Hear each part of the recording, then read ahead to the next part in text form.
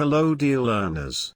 And welcome to this series of e-learning lectures, prepared to help you develop the skills and competencies related to the field of didactics and pedagogy.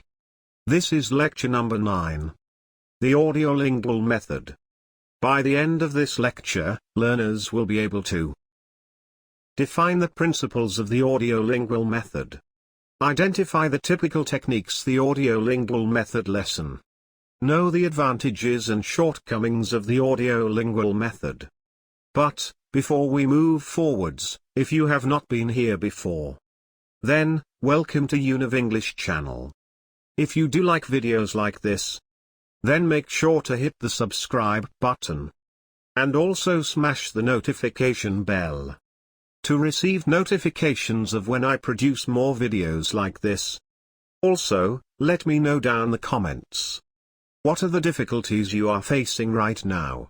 So, I can use your ideas for future videos. Introduction. The audio-lingual language teaching method emphasizes listening and speaking before reading or writing. Dialogues are the main means of presenting language, and drills are the main tools for learning. Students aren't allowed to speak their native language at school.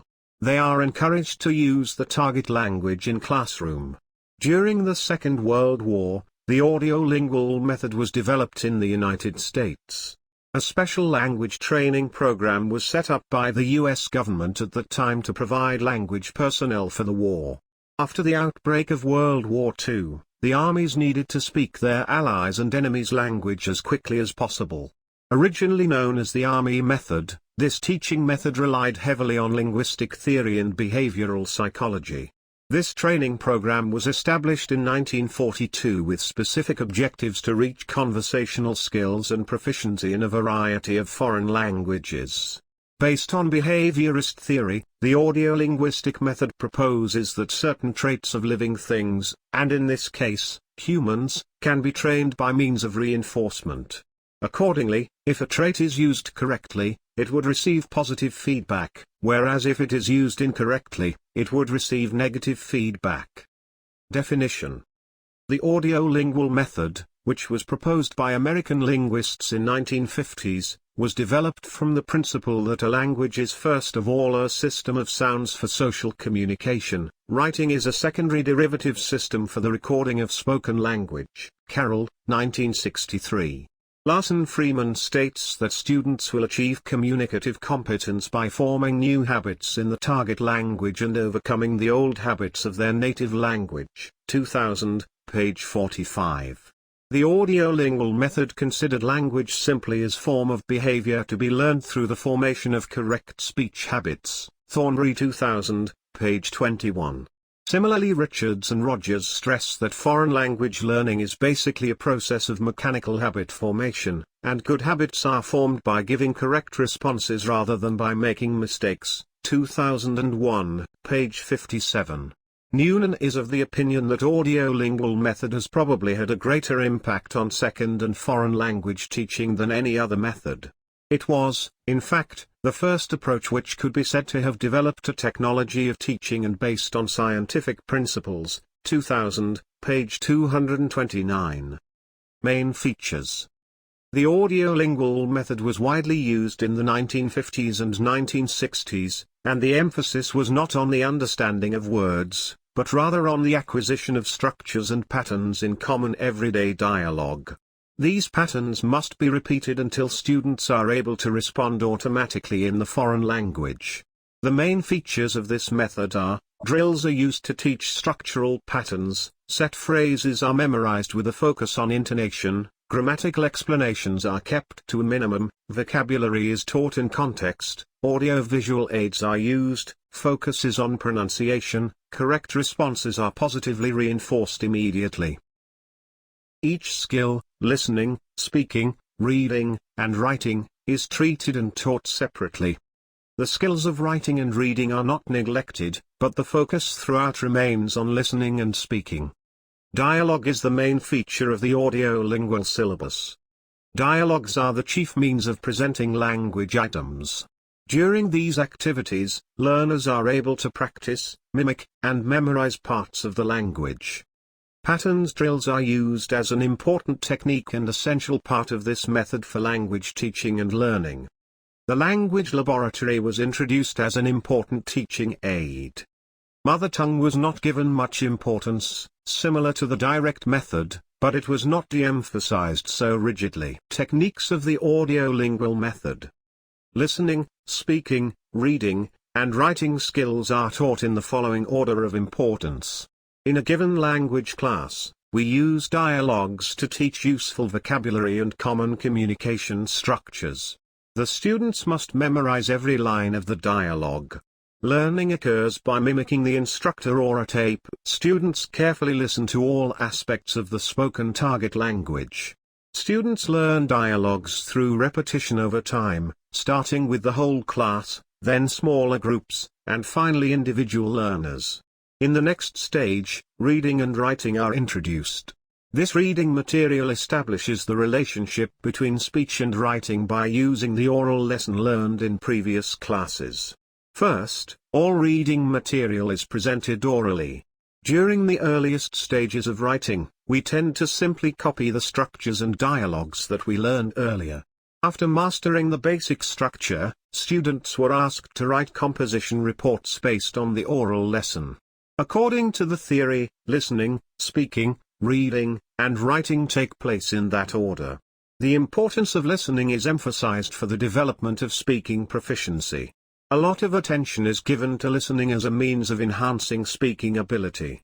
A combination of speaking practice and listening comprehension training makes a lot of sense, both physiologically and psychologically. Listening is the key to effective speaking. When hearing the sounds, articulation is more accurate, with differentiation of sounds, memorization, and internalization of proper auditory sound images. Once a sense of the language is developed, students' interest in the language grows. There have been no studies or experiments to determine how much time should be taken between the listening and speaking experience. The most neglected aspect of language learning is listening comprehension. It's generally considered incidental to speaking rather than its foundation. Textbooks, study guides, and course studies all have tests for evaluating listening comprehension, but a systematic approach to the development of listening comprehension is rare. The following materials can be adapted to improve listening comprehension. In the foreign language, the dialogue should be presented as a story. Using simple language. It is important to explain the meaning of some of the new words and expressions that will appear in the dialogue using gestures, visual aids, synonyms, etc. The idea is to teach the content in the story. Different role plays can be used to present the dialogue. Without stopping, the dialogue can be gone through to hear how the entire conversation sounds at normal speed. True and false activity can improve comprehension. We can repeat this entire dialogue at normal rate speed. By closing his eyes, the student can eliminate distractions and improve his listening skills. A listening comprehension test can be given. Listening comprehension practice can be given using dialogues from other courses of study or recorded materials that contain most of the language that has previously been learned by the students. The speaking practice would begin after listening comprehension. At this time, the students will be ready to speak. Speaking practice can proceed according to sequence. 1. Pattern practice can be based on material taken from the dialogue. 2. Mimicking can practice the dialogue itself. 3. Performance of the dialogue in front of class and at the seats with the students changing roles and partners from time to time. 4. Dialogue can be adapted. The techniques suggested represent an approach to memorizing longer segments at a time and performing dialogues as a whole with more confidence. Meanwhile, teachers are encouraged to make use of their imaginations and experiment with new techniques for incorporating audio into the method. Aims of the audio-lingual method. The audio-lingual method emphasizes the teaching of listening and speaking before reading and writing. It uses dialogues as the main form of language presentation. Oral skills are used systematically to emphasize communication. The foreign language is taught for communication, with a view to achieving the development of communication skills. Practice is how the learning of the language takes place. Every language skill is the total of the sets of habits that the learner is expected to acquire. All modern foreign language teaching methods place a great deal of emphasis on practice. This is emphasized even more with audio-lingual methods. Oral learning is emphasized. In the early years of a foreign language course, oral skills are stressed and are reinforced in subsequent years. Oral skills remain central even when, later, reading and writing are introduced.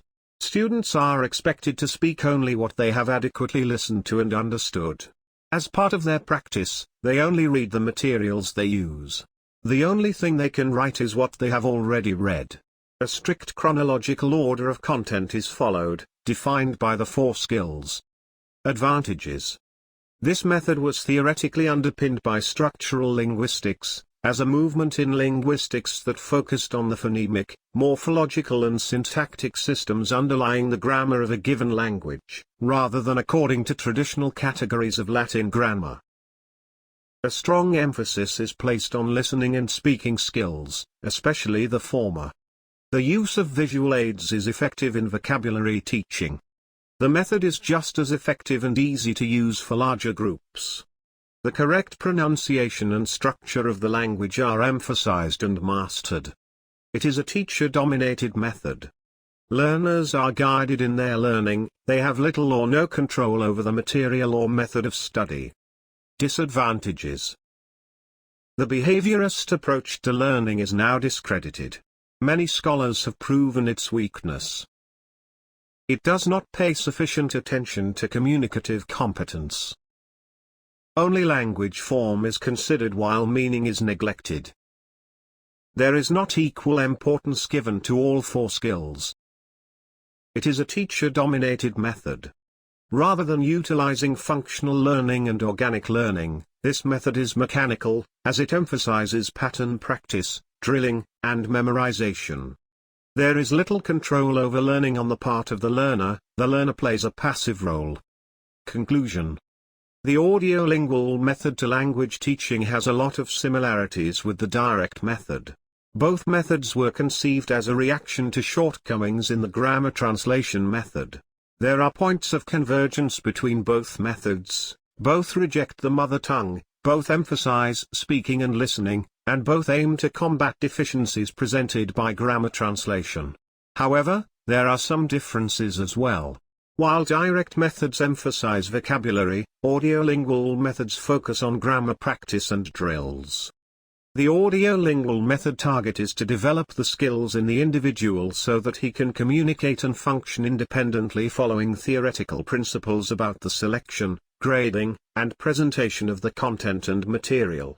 The audio-lingual method aims to develop communicative competence of students using dialogues and drills. The use of dialogues and drills are effective in foreign language teaching as they lead the students to produce speech. Repetition of the dialogues and the drills will enable students to respond quickly and accurately in spoken language.